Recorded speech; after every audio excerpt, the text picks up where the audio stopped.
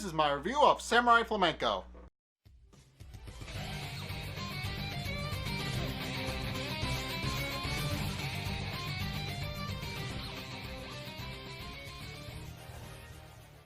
Okay, so this episode kind of establishes a little bit of backstory to Masayoshi and is the first instance of him learning a strong sense of justice. But at the same time, it also establishes some of our supporting cast. So it starts off with the police station getting a bunch of reports and accusations about Samurai Flamenco because he hasn't really given up his whole sense of justice thing that they set up in the first episode, and the police really can't do anything about it because technically he's not breaking any laws, so he's kind of safe.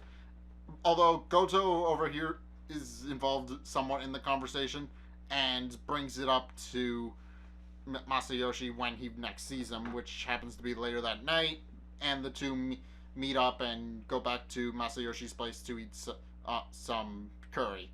So Goto brings it up, and the two have a brief conversation about it, but the conversation is cut a little bit short when Miss Masayoshi's manager Ishihara shows up to discuss his next gig with him. And Masayoshi panics a little bit because she doesn't really like hobbies, and he has all of his little toy figurines strewn out on the table. So he and Goto go into a blind panic trying to clean them all up, but they miss one of the little toy axes, and it eventually winds up in Ishihara's bag, which she does find out about later, and she does eventually find it. So Ishihara comes into the apartment where she's introduced to Goto, and is kind of a little bit wary of him at first because not only is he a cop, but he also carries around a girly umbrella, which is actually his girlfriend's. And she's a little bit wary of him.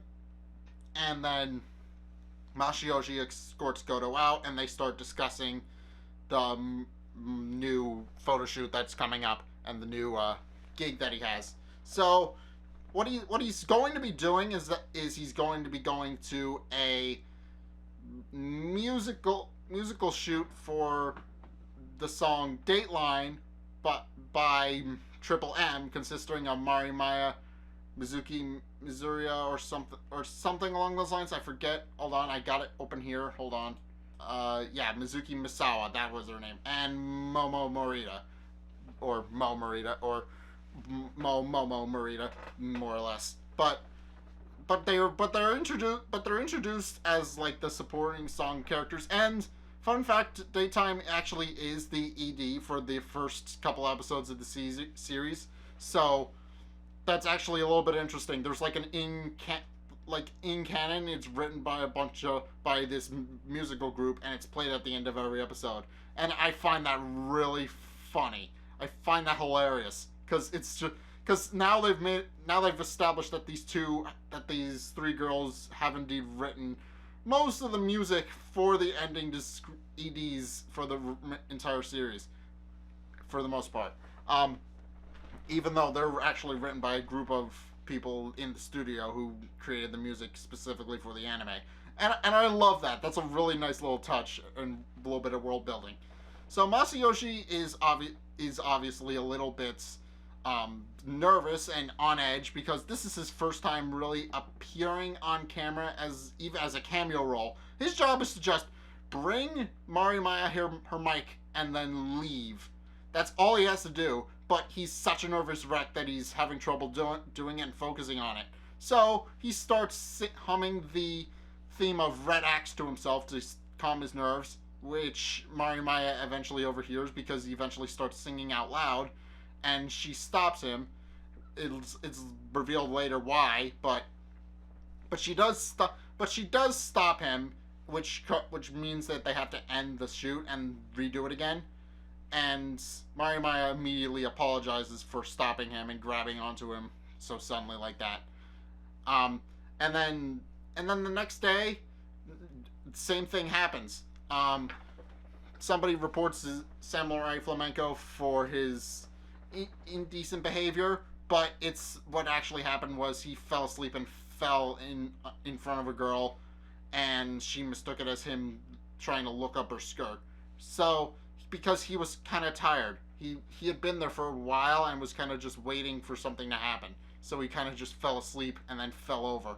Um, so Goto invites Masayoshi to dinner to discuss his arising accusations and all that about him, and is surprised that when he finds out that Masayoshi doesn't use an umbrella and never has. So the two get into a very heated discussion after this about how Masayoshi should hang up the whole samurai flamenco costume at least for a while until all the accusations about him blow over. But Masayoshi refuses to stand down and continues to point out that Goto doesn't really have a strong sense of justice, or at least at this point in the series. He does later, but at this point he really doesn't. And to be fair, he is right because Goto kind of just goes through the motions. Really, he does his job when he's a cop, but everything else is just kind of meh. And he also points out that you can't really police the minutia or it'll never change. And then points out that Masayoshi really does like to lecture people a lot on their behavior, and asks if he's ever actually done anything bad in his life. And it's then revealed that Masayoshi did do one bad thing in his entire life. So apparently, a long time ago, back when Masayoshi was in the first grade, he was in school. It was the end of the day. He went to leave. His umbrella disappeared because in Japan and in several other parts of the world, there are these little umbrella check things that are near the door. And the idea is that you're supposed to put your umbrella in and take it with you when you leave. But the thing about it is that not everybody has an umbrella, and then when it suddenly starts raining, people will just grab an umbrella and go with it, and then other people don't have an umbrella, and it continues an endless cycle. And Masayoshi actually points this out during his little speech after reminiscing about the flashback.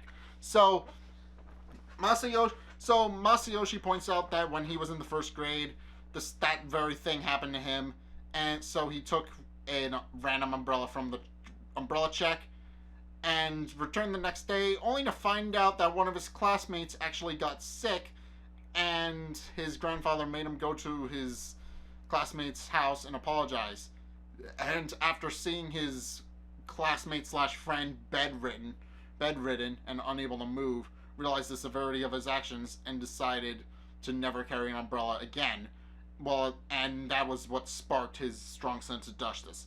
And then he points out exactly what I just said to you about the whole broken system with the umbrella check.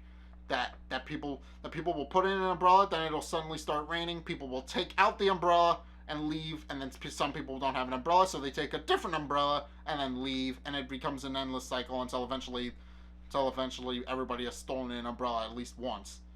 And Goto points out that you can't really police that thing, and that you can't really police things like that. But eventually Goto is like hammered because he's been drinking alcohol for the entire portion of the meeting and falls asleep. And Masayoshi eventually does wake him up and drag him on his feet and pay the bill. But then Goto has a bit of a change of heart when he realizes that his own umbrella, his girlfriend's umbrella, actually got stolen. And they do see the guy leave with it, but they are unable to catch up to him because Masayoshi makes them stop for a crosswalk. And Goto decides to try and catch the guy, but Masayoshi decides to pursue him on his bike instead as Samurai Flamenco and goes after him. And eventually he does catch up to the guy, tells him that he stole an umbrella, and points out that that's not right and that he shouldn't do that, and then volunteers to help the guy find his own umbrella if he promises to give it back. And the guy does, and then they go and do that little adventure, which we never actually see. And a lot of people actually film this little spiel of his on their phones, and it starts to go viral. And suddenly everybody knows about Samurai Flamenco because it's suddenly gone viral. And Masayoshi later points out during a public talk show type thing. I'm not entirely sure what he was on. I'm not entirely sure what the show is, but he was on it, and I guess it was like a game show. But they showed him the video, and he was the first to respond because obviously he knows who Samurai Flamenco is because he is Samurai Flamenco, and points out that he was responsible for like 200 of the 300,000 views that the video got, and now everybody knows about it, and including Ishihara, who was introduced by Kono, a news reporter from the news site High Roller High, who is very smitten with her. I should point out, he is like a very love at first sight type of guy. He sees her immediately and falls in love with her. It is explained in the season, but it's explained in the episode, but I didn't really go over it at the time. But I'm bringing it up now. So she immediately dismisses that it's Masayoshi, but then she finds out that one of the axes from the little figurines had fallen into her bag, like I mentioned earlier, and falls out on the desk. And she becomes suspicious that Masayoshi might actually be Samurai Flamenco.